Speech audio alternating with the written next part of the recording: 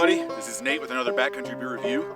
Today I'm on Canjilon Mountain in the Carson National Forest in northern New Mexico. It is a P1K.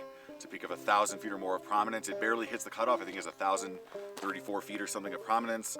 And beautiful late fall, early winter type scenery. We had kind of our first snowstorm barrel through the area. Left about a 2 to 3 inch dusting. Nothing really to be concerned with as far as recreation goes, but really put a nice hoar frost on all the trees. It looks beautiful. The one downside is it sort of obscures the views, but you take what you can get. The beer I'm reviewing today is by a brewery that's special to me. It is by Flossmoor Station Brewing Company in Flossmoor, Illinois. It is their Station Master Wheat. I have reviewed actually one of Flossmoor Station's beers before. I want to say it was like December 2020 or so. I reviewed their, I think it's called the Pullman Red Ale. I reviewed it actually at the newly christened Indiana Dunes National Park. That was a fun little video, albeit pretty windy. This brewery, has it means a lot to me in the sense that I grew up in this area, and it's pretty much my grandmother's favorite restaurant. She eats there almost every day. So I have a lot of fond memories at various stages of life going to this brewery for different reasons, going there with my grandmother for various family events. So it's a place that has a lot of meaning for me. So I was actually in Chicago last weekend for a wedding, and I decided to go to the brewery with my grandmother, of course, and I brought some beer home.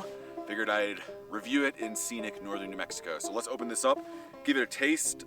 Nothing really on the can except for the fact that it's an American wheat ale. Wait.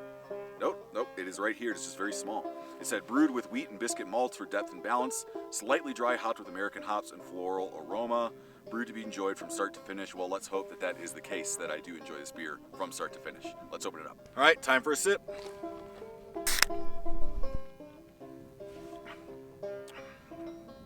It's certainly very dry.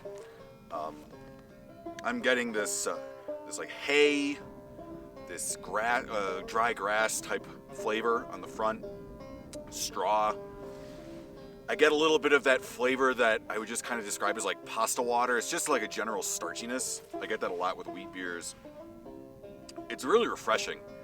It's certainly an American wheat, not really a German wheat or definitely not a Belgian wheat. And I think the difference between American wheats and German wheats and so on is that they tend to be a little drier. They tend to be more citrusy, less banana, less estery. With this beer, I definitely get some kind of vague fruitiness. I have no idea what I'd call it.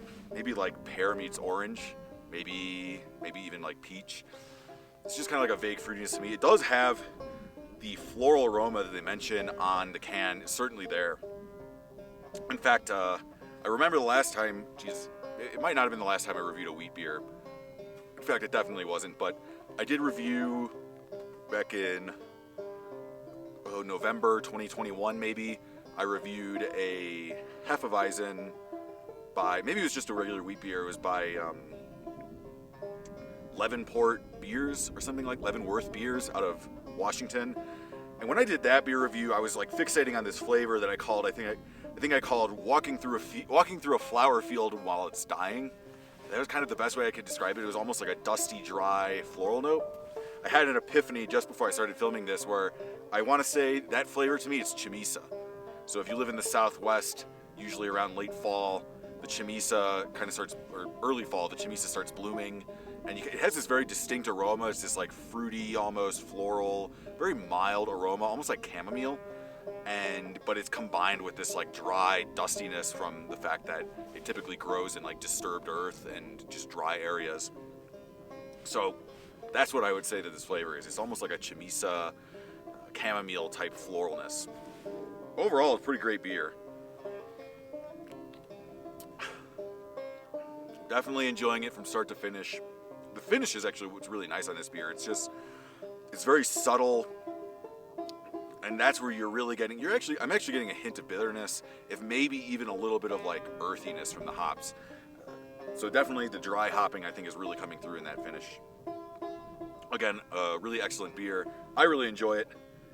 Cheers, and have a backcountry beer for me.